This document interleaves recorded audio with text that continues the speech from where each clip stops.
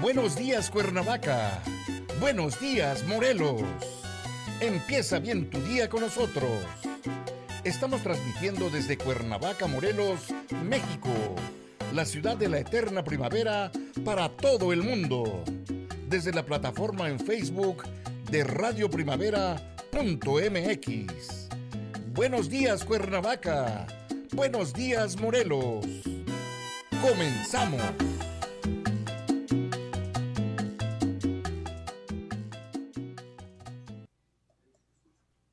Muchas gracias, Robert.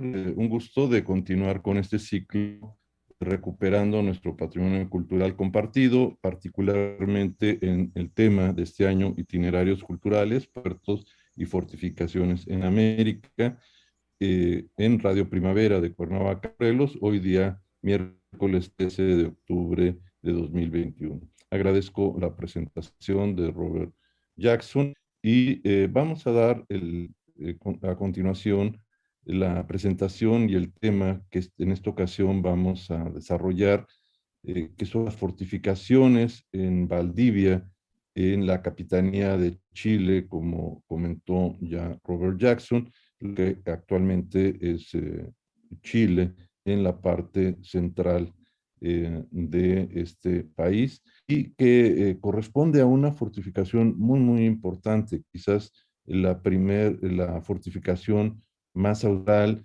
y de mayor dimensión que se tenía en ese territorio aislado, tan eh, lejano del más cercano, que era algunas otras fortificaciones más arriba, en lo que sería el Callao, que es la que va a dar apoyo a este asentamiento en este espacio que correspondía a la Capitanía de Chile. Entonces vamos a dar inicio con algunos datos históricos generales. No quiero abrumar con esta información, quiero ir directamente a la parte más visual de este tema. La Fundación Valdivia fue llamada la llave del Mar del Sur, como se llamaba al Mar Pacífico en esta región. Fue fundada en 1552, tuvo una destrucción en 1599 por alzamientos indígenas, principalmente de grupos mapuches, en reclamo de sus tierras y cultura. Además, esta idea de esta defensa en esta región tan austral fue para hacer una protección y una defensa externa de piratas y corsarios que empezaron a ocupar esta región. Hubo una primera ocupación de este lugar por grupos de piratas corsarios holandeses, Brouwer y Hermans, que este, ocuparon la ciudad, bueno, el asentamiento todavía era una gran ciudad, la ocuparon hacia 1643. Hay una intención de repoblamiento de Valdivia hacia 1644 y un establecimiento ya de una fortificación hacia 1645. Es interesante un dato que voy a comentar ahora, como hacia eh, el 31 de diciembre de 1644, la flota de 17 galeones zarpa de Puerto del Callao, lo que es Lima, y lleva un suministro importantísimo, principalmente relativo a lo militar, que contemplaba 220,000 ladrillos, 6,000 tablas de Chiloé, de la región de la isla de Chiloé, más al sur, 2,400 costales de cal para las edificaciones que se iban a establecer, 218 piezas de artillería de todos los tamaños y calibres, 11,676 libras de pólvora, 6,342 balas de artillería y 10,050 mosquetes, arcabuces, carabinas y 100,000 balas. Es decir, se pensaba para hacer un asentamiento más formal y desarrollar todo el sistema defensivo que en esta entrada de mar eh, a esta gran caleta que se estableció en el fondo de ella, la ciudad de Valdivia, y con esta idea de mantener ya un control en el punto más austral de la región de esta capitanía de Chile. Aquí podemos ver en esta ilustración cómo en la parte norte aparece en color morado el Virreinato de la Nueva España, luego el Virreinato de Nueva Granada en esta otra sección, el de Perú con el puerto de Callao, que es desde donde se llegan los suministros, la Capitanía General de Chile, como ocupa la parte norte y central de Chile actual, eh, con la ciudad de Valdivia, que es el punto que aparece aquí, Valparaíso, que va a ser uno de los sitios que vamos a comentar en otra de las conferencias, junto con la de Callao y algunas de la región de Ecuador. El Virreinato de La Plata, que ocupa toda esta parte en azul, y algunas otras de las ciudades que hemos ya comentado, Montevideo, Buenos Aires, y la región de la Patagonia y Tierra.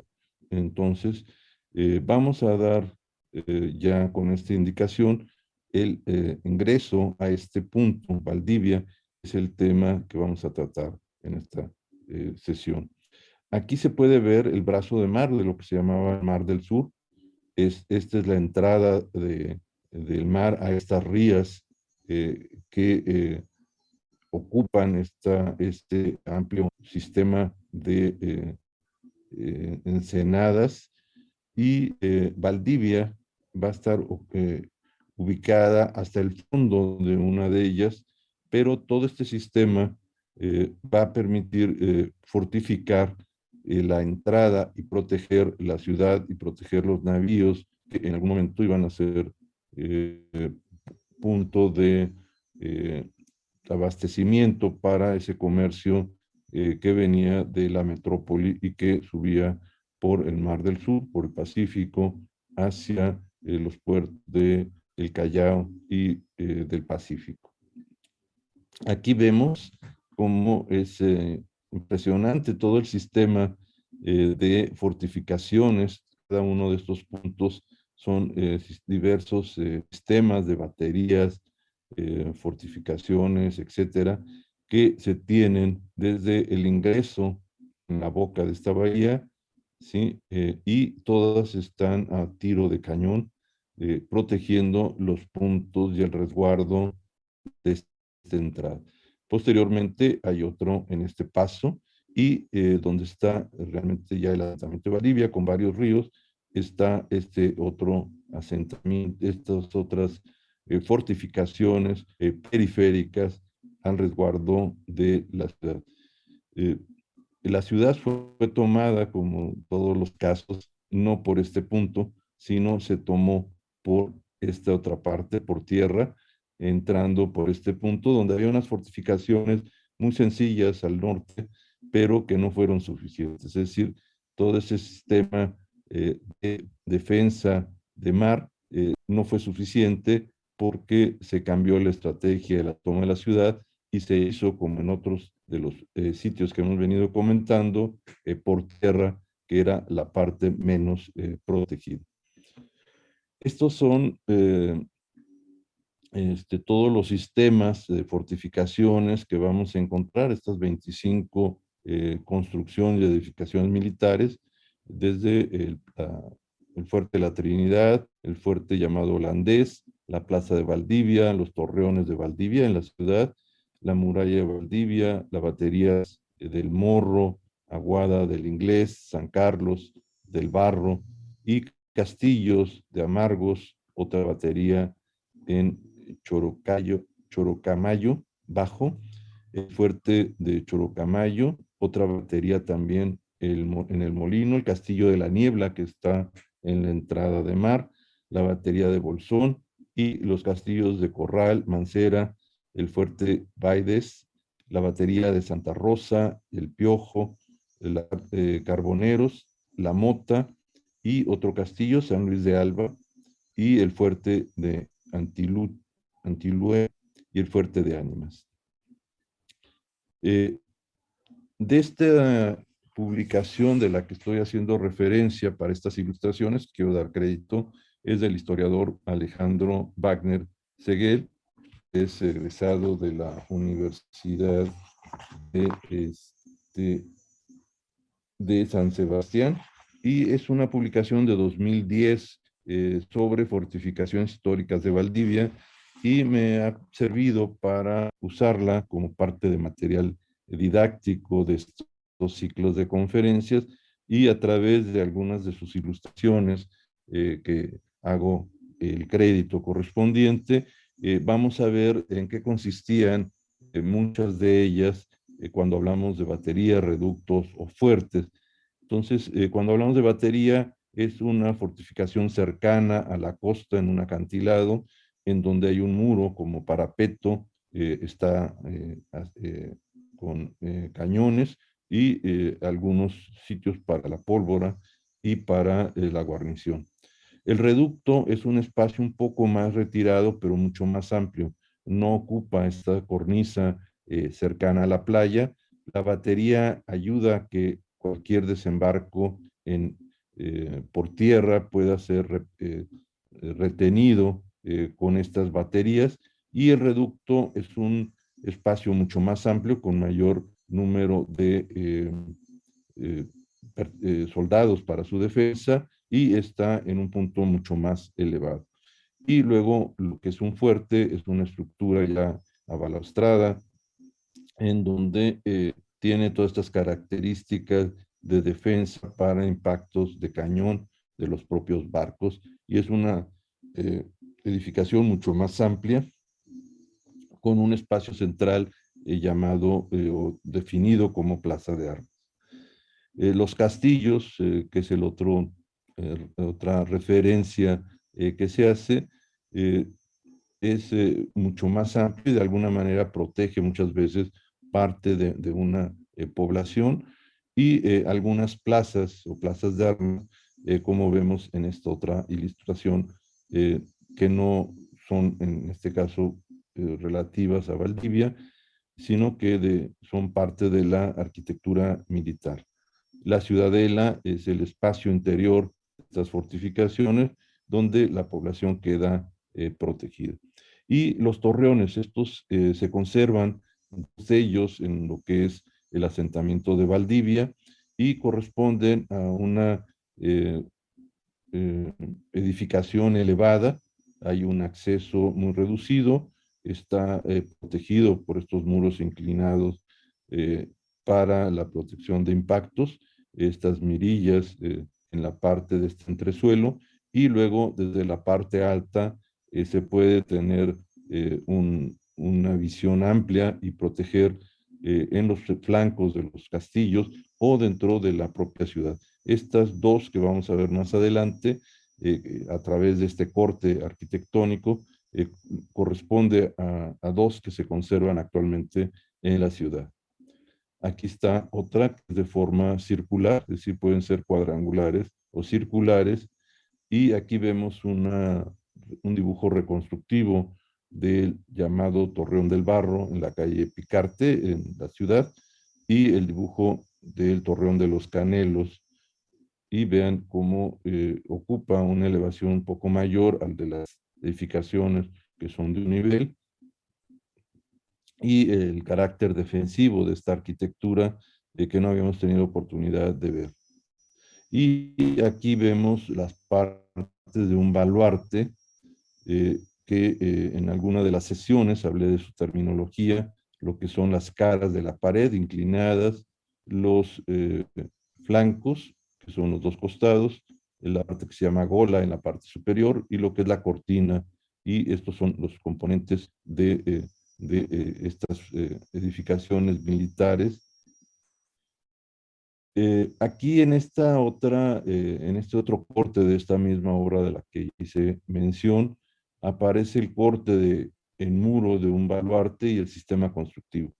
Entonces aquí se ve el corte en donde hay una gran zanja. Este es el glacis, que es un terreno inclinado descubierto de vegetación que permite tener una mayor amplitud en el entorno de la edificación militar. El foso, un muro con talud, estos también de igual manera, un corredor para los soldados en la parte de arriba, y aquí tenemos los distintos nombres, los rellenos, que estos grandes edificaciones se tenían con muros de piedra, mampostería y rellenos. Aquí vemos los distintos refuerzos que a veces no los vemos por afuera, pero por dentro se pueden ver los contrafuertes que sirven para resistir los impactos sobre este muro inclinado en la parte exterior. Aquí se ven estos refuerzos interiores, además de los núcleos de tierra que permiten mantener esa muralla. Aquí vemos una planta de un baluarte y muralla con estas formas pentagonales y las esquinas protegidas para los impactos de los cañones. Esta forma de fortificación cambia de la fortificación medieval, que eran cuadrangulares, a estas que permiten tener una mejor resistencia a los impactos de balas de cañón y al uso de artillería.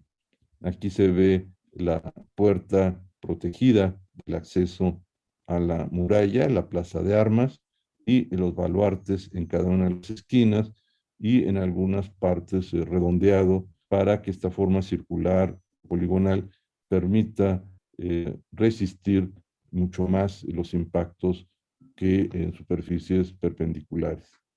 Y esta es interesante, este dibujo, porque nos marca el tipo de tiro que estos eh, artefactos militares, cañones, tenían desde el mortero, que es esta arma baja, el obús y el cañón, como en algunos son tiros con una parábola, otros son más reducidos y otros son prácticamente rectos. Y si se fijan ustedes, son los impactos que pueden generar en cada uno de ellos. El mortero permite entrar atrás de la parte amurallada, el obús permite con esta parábola hacer un pacto en esta parte atrás de los parapetos, y el cañón golpea la muralla de manera directa. Entonces, se fijan por tierra, no es por barco. Este es el tipo de armamento y este es el tipo de arquitectura que permitía resistir. Hay una puerta principal, siempre con un puente elevadizo y un espacio, una zanja, a veces seca o a veces con agua, y aquí se ven algunos dibujos de estos elementos elevados y el carácter renacentista de algunas portadas que son decoradas con estas pilastras, arcos y frontones, como vemos en esta imagen. Estos son lo que había comentado anteriormente, es el tipo de fortificación medieval, donde estas torres son más bien cuadrangulares, con algunos espacios en las esquinas circulares, ¿sí? Hay una transición, vean cómo se cambia a un polígono, ya está esquinado, sigue conservando estas torres, y cómo posteriormente la torre resulta ya no útil y se hace este balaustre en la parte del muro, como vienen las esquinas reforzadas, a diferencia de este y de la anterior. Esto es lo que vamos a tener ya en las edificaciones del siglo XVI, en las fortificaciones en América. Aquí se ven en el sitio de Valdivia, la batería cercana a la zona de la costa, como se ven muy cercanos a la parte donde la marea ocupa inunda, aquí es en marea baja, queda descubierto los restos de esta edificación, y aquí se ven la forma que tuvo en un momento dado, ya no conserva los muros, sino un poco el trazo en los cimientos, y aquí se ve la forma quebrada que tiene estas protecciones a nivel de playa. Estas baterías siempre están en la parte de playa y luego las edificaciones de resguardo que se tienen en la parte posterior, y en este lugar es donde se ubica la artillería. Aquí tenemos una batería elevada, es decir, aquí vemos en este punto restos de esa construcción militar y fortificación. Aquí vemos el nivel de la playa, aquí vemos el perfil en un punto un poco más elevado, y aquí se ven las terrazas y los taludes de esta gran plataforma, ¿sí? El mar en la parte enfrente, la playa, que es muy amplia, el acantilado que queda al fondo de la playa, y vean cómo estas baterías permiten una barrera natural por el propio terreno, y en los puntos de pendiente más suave se refuerza con esta construcción, el polvorín siempre aislado y una guarnición. Esto son fotografías de la entrada a Valdivia.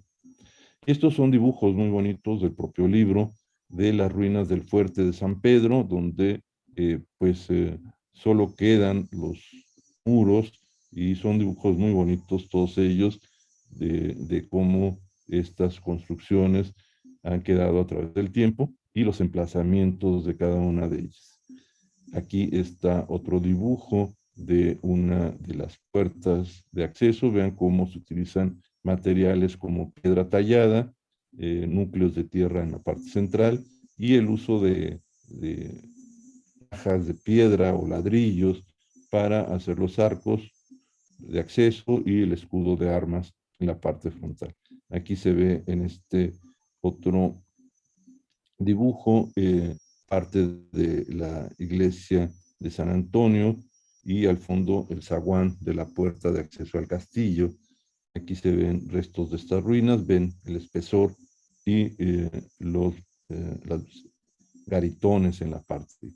Ahora, esta primer fortificación, la más temprana, muchas de ellas se hicieron con postes de madera, es decir, se pasa como la del Fuerte Bulnes, que tuvimos oportunidad de ver, ya más tardío, pero que se utiliza en una primera etapa elementos propios de la región, la madera, con postes y una barda, algunos elementos de escalinata para los parapetos, los torreones con estas cubiertas a cuatro aguas y miradores, pero es una arquitectura sencilla que se hace en madera, parte de la defensa que tuvo el primer establecimiento de la ciudad de Valdivia. Aquí vemos el fuerte de San Carlos, como queda en un islote, pero está estratégicamente puesto en esta entrada de mar. Aquí se ven los paramentos y la elevación natural, cómo se recubre y se aprovechan las esplanadas para convertirlo en un punto estratégico para la protección. Este es el fuerte de San Carlos, es una planta de conjunto, en donde vemos cómo esta isleta que está al frente con estos acantilados tiene esta protección ya construida, ¿sí? Estos garitones, tiene un paso seguramente ocupado por las mareas en un momento dado, pero es un paso a este otro reducto donde prácticamente son acantilados casi imposibles de subir por mar, y la parte protegida es la otra. Si vemos dos sistemas, uno natural y uno construido para generar la protección de esta guarnición, y la parte de defensa en la parte frontal. El fuerte de Valdés, aquí vemos este islote, como en este punto se ubica esta construcción sencilla con artillería para proteger la entrada de los canales de mar. en esta edificación, esta planta del Castillo del Corral en 1820, se puede ver lo que es la entrada de mar, la nivelación y los baluartes que se ponen y las aspilleras para los cañones, la artillería, la guarnición en la parte interna. Vean cómo la circulación es interior hacia las puertas y hacia afuera son muros cerrados para protegerse tanto de la propia defensa del lugar como de las condiciones ambientales. El castillo de Corral, aquí se ven restos de un torreón, ¿sí? Y en estos dibujos se puede ver la recreación de los cañones que se colocaban en estas murallas y cómo se tiene desde estos puntos un control de los canales de acceso de la bahía.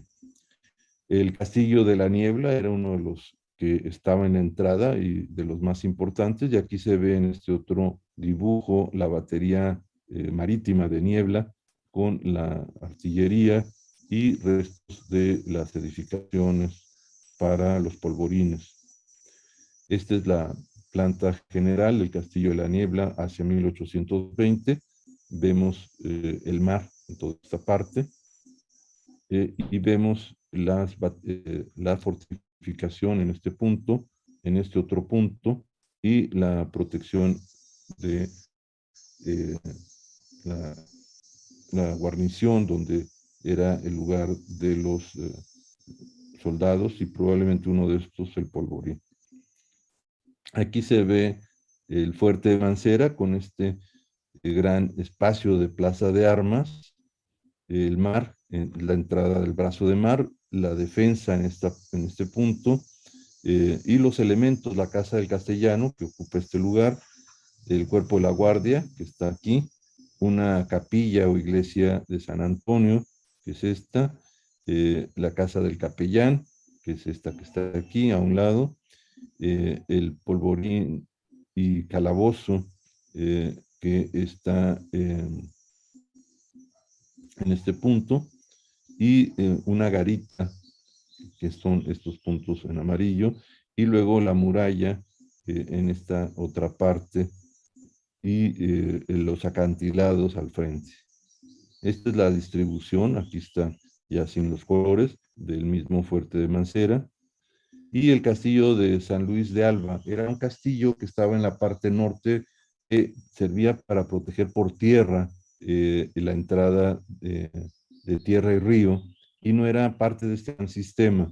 Y este es el que cede y es el punto por el que se ingresa hasta la ciudad sin pasar con embarcaciones por todo el resguardo que existía. Y aquí se ve que es una construcción con esta zanja, este paso, la entrada sencilla, las torretas en madera, las fortificaciones, y esta es la forma de la planta de este castillo de cruces que hacía esa defensa de tierra y que fue muy vulnerable.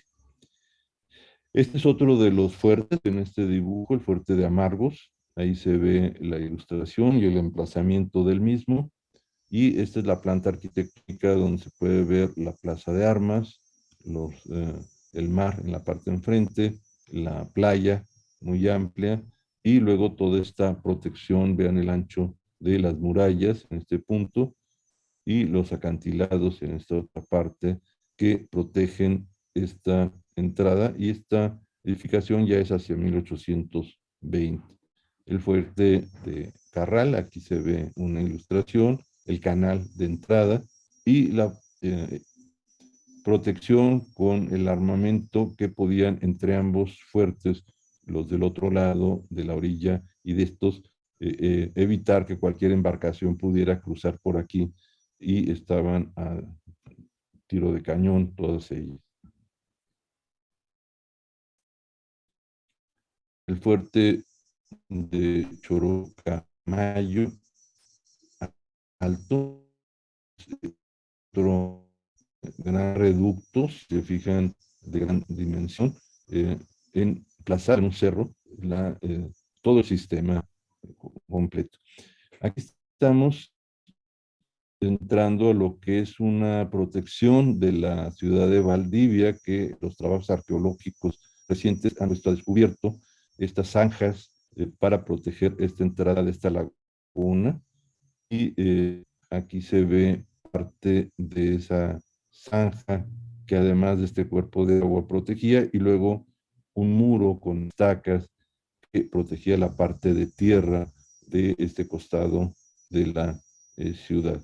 Aquí vemos algunos sistemas de pozos de almacenamientos de agua que existían, ya sea con pozos de agua o galerías para almacenar el agua en los propios reductos. Y esta es la planta de la ciudad de Valdivia.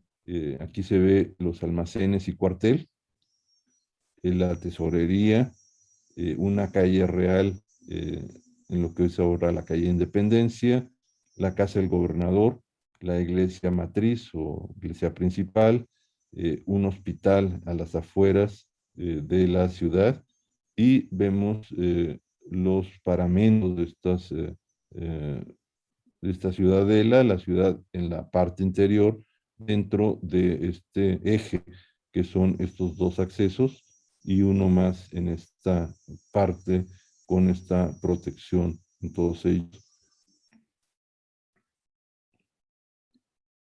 Y estas son vistas, las que vamos a ver a continuación, de este extraordinario paisaje de estas entradas de mar. Este es donde es el acceso desde el mar del sur Pacífico a esta ensenada que se hace en la parte interior, y como a lo largo de esta costa, de esta otra, van a estar todas estas edificaciones que hemos venido mencionando en la exposición. Aquí vemos las características de estos acantilados, como realmente el elemento natural hace una defensa de ese punto, de ese emplazamiento, y los que quedan desprotegidos son reforzados con estas murallas. Aquí vamos a ver parte del acantilado, aquí la muralla restaurada, parte de uno de los muros, y en este sitio hay un pequeño museo. Aquí se ve parte de esta edificación, ¿sí? Y vean cómo ocupa la parte alta, desde la cual se puede tener un mejor emplazamiento.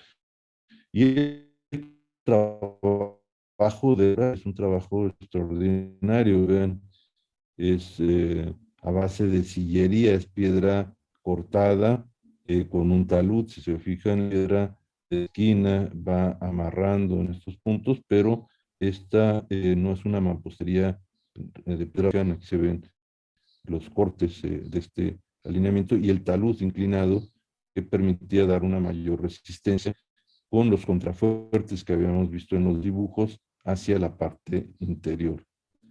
Aquí está, desde este lugar, la vista que se tiene en la parte más ancha.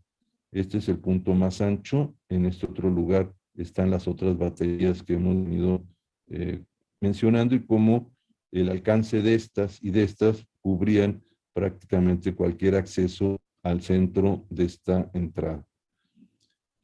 Esas son las embarcaciones que se utilizan en el lugar para el turismo cultural, turismo de visita a estas distintas fortificaciones. Va uno hacia extrema, la que da a mar abierto, y luego puede uno, unas por tierra y otras cruzando de lado a lado, hacer toda una visita de todo ese sistema de baterías, que es un caso único, es decir, muy especial, particularmente esta fortificación tan austral en la parte del Pacífico o Mar del Sur.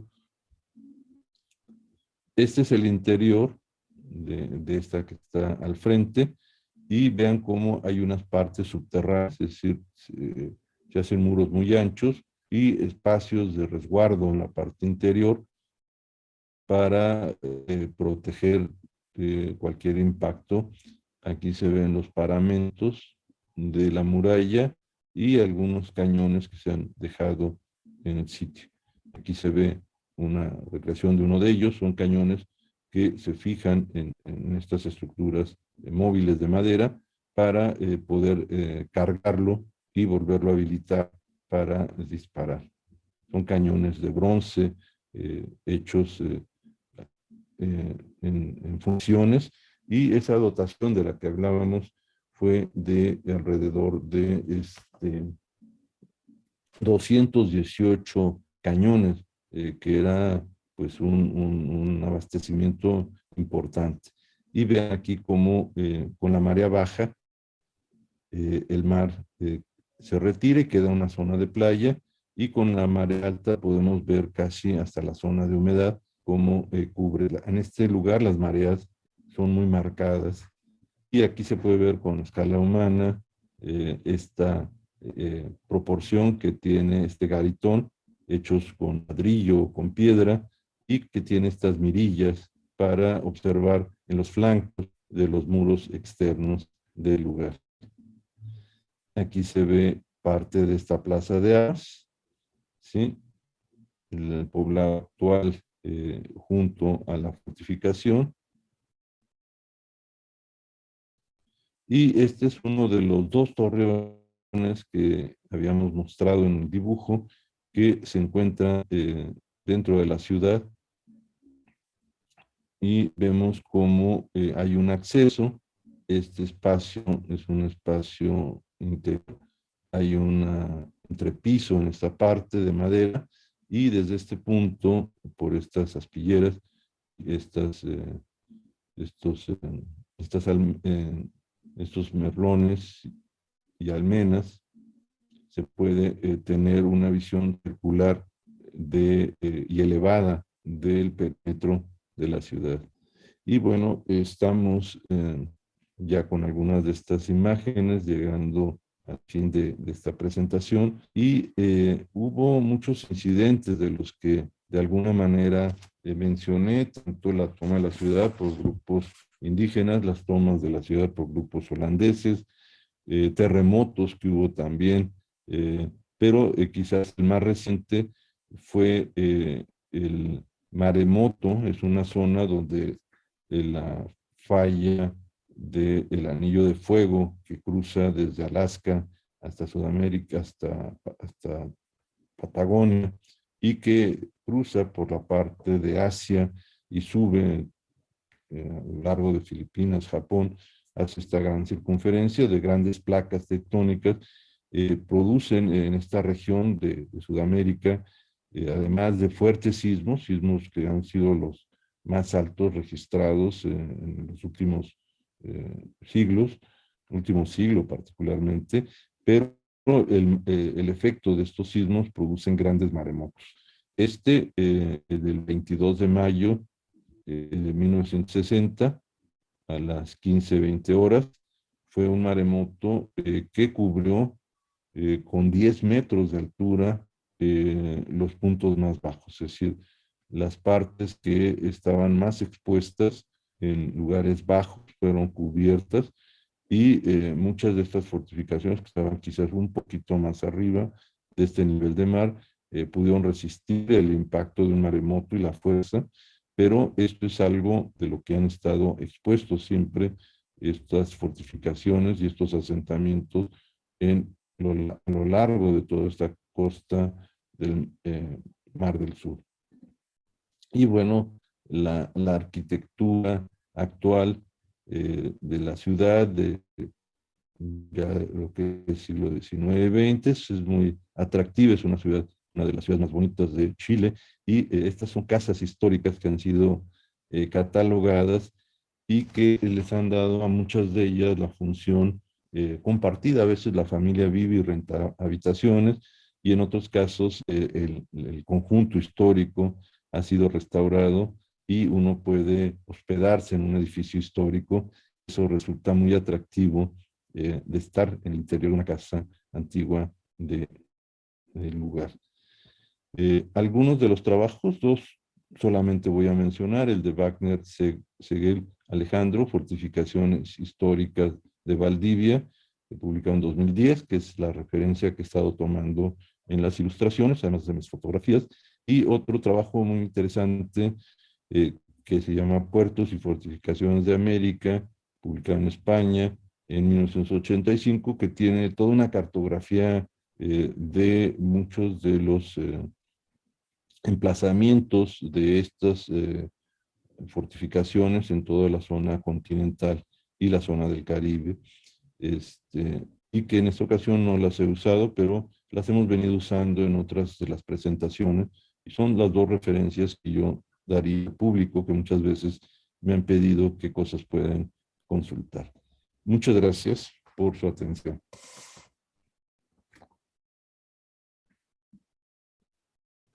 Pues muy bien, otra vez una presentación muy interesante sobre las inversiones de la corona española en defensa de sus territorios en las Américas.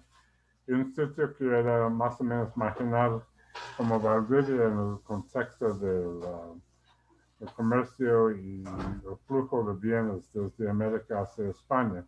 Pero de todos modos, como eran de la frontera con los mapuches y la guerra que duró mucho tiempo en esa zona, de todos modos habían invertido mucho en las defensas de esa pequeña ciudad.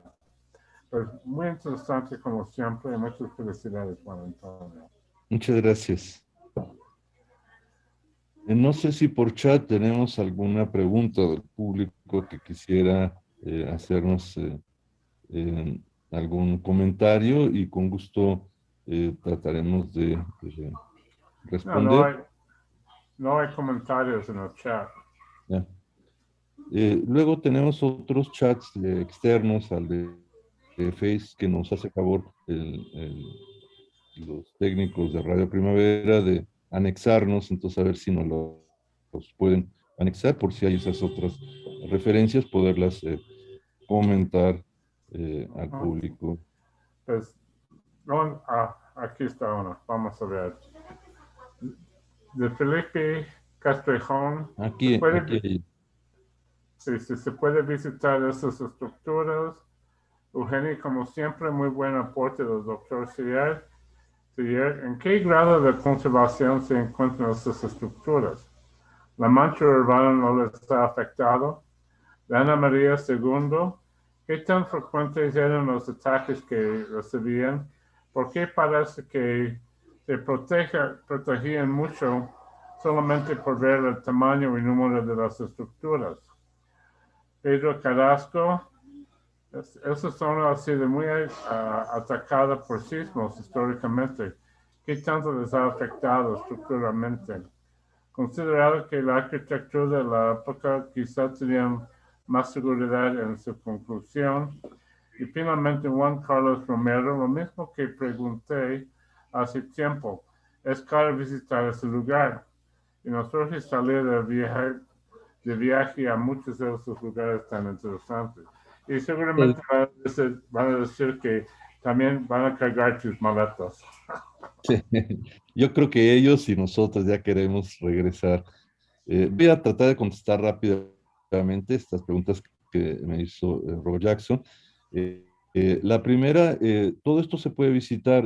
Yo lo hice rumbo a un viaje que hice con mis dos hijas. Íbamos a visitar Tierra de Fuego, y teníamos un plan de visitar este sitio de paso, y llegar a Chiloé más adelante y luego hacer los fiordos. Entonces, es un viaje que se puede hacer llegando a Santiago por avión, y luego por tierra vale la pena para ir parando en algunas otras ciudades muy importantes que hay a lo largo de, y si uno se va parando en estas posadas de hoteles como el que mencioné, no es un costo elevado, hay una convivencia con gente local que está viajando y que no usa estos grandes hoteles, y uno convive más con la gente local, y es muy viable, y se pueden visitar todas las estructuras. Yo pensaría que se tomen por lo menos 3 días para visitar los entornos al lugar. Hay una muy buena cervecería ahí en Valdivia de manufactura un poco de origen alemán, ya más reciente, pero hay muchos atractivos de paisaje y de estas edificaciones que se pueden visitar por tierra y por cruce en lanchas. El grado de conservación se encuentran bien conservadas, si se fijaron, unas se han mantenido estables como estructuras colapsadas, pero consolidadas, y la ciudad, la parte urbana ha sido bien manejada, es decir, no se ve un daño urbano, la ciudad conserva un carácter extraordinario de una ciudad del sur, centro y sur de Chile, y es muy atractiva, su arquitectura en madera y sus diseños se pueden ver. Ese es un día para visitar solamente la ciudad, y la marcha urbana ha sido regulada, ha habido un buen manejo. ¿Qué tan frecuentes eran los ataques? Bueno, había dos tipos de ataques, es decir, ya lo comentó Robert Jackson, los grupos indígenas mapuches y otros mantenían una resistencia a su territorio, era un territorio que había sido ocupado por los españoles y había introducido una imposición de cultura, religiones, etcétera, y estos grupos han mantenido hasta la fecha una resistencia muy fuerte. Entonces, no solamente era para estos asentamientos españoles la protección externa, sino defenderse de un asentamiento ocupado en un territorio que ya tenía pobladores originales. Eh, la historia sísmica es impresionante, es decir, los sismos más fuertes, creo que hay uno de 9 y otro casi de 10 que devastó Valparaíso, fue devastada en uno de esos sismos, y tenemos que imaginar que están en un acantilado junto a una zona de subyucción, una zona de plaza, de una placa tectónica impresionante, y la cordillera de los Andes es parte de ese sistema de elevación, de esta subyucción que se tiene. Entonces, es una zona donde permanentemente hay sismos. Yo he estado revisando este tema y probablemente la resistencia de muchas edificaciones ha sido por su construcción de madera. Es decir, prevalece la arquitectura en madera que puede llegar a resistir mucho más que una construcción de mampostería. Entonces, estas grandes fortificaciones en mampostería, pues debieron ser dañadas siempre en estas actividades sísmicas, principalmente en sus estructuras. Eh, y por otro lado, con Juan Carlos Romero, pues yo también le hago la misma pregunta. Ya queremos hacer maleta y salir. Creo que este ciclo lo hemos armado con lugares que hemos visitado y que hemos podido compartir con ustedes, junto con información que hemos agregado y el tema económico, histórico, que siempre Robert Jackson complementa, y que siempre un trabajo en equipo ayuda mucho. Se tienen dos diversas visiones, la visión histórica, económica, demográfica, y el asentamiento y sus características. Entonces, hemos presentado sitios en los que hemos estado, entonces eso permite hacer una presentación muy fluida, muy visual, de sitios que podemos dar nuestra propia impresión de los lugares. Y creo que el volver a poder viajar en estos sitios, y que yo recomendaría hacer, viajar no solo a los sitios de Europa que regularmente hacemos, sino cambiar y viajar a Sudamérica nos permite tener un conocimiento de nuestra historia continental, y tanto de las poblaciones preexistentes que estuvieron en el lugar, como de todo este proceso que ha tenido histórico hasta la fecha actual. Creo que son todas las preguntas que tenemos, y agradezco el interés que han tenido por este ciclo. Yo creo que con esto cerramos hoy, y la próxima semana Juan Antonio Sierra va a presentar sobre fortificaciones más al norte en el Pacífico, en Valparaíso, ¿no? Y Callao, Lima, y también en Ecuador. Entonces, agradezco mucho la participación y la presencia del auditorio. Y hasta la próxima semana. Recuerda que estamos viendo un bosquejo de la cultura y patrimonio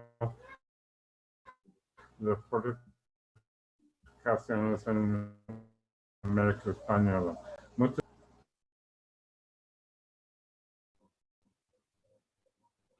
Muchas gracias, Robert.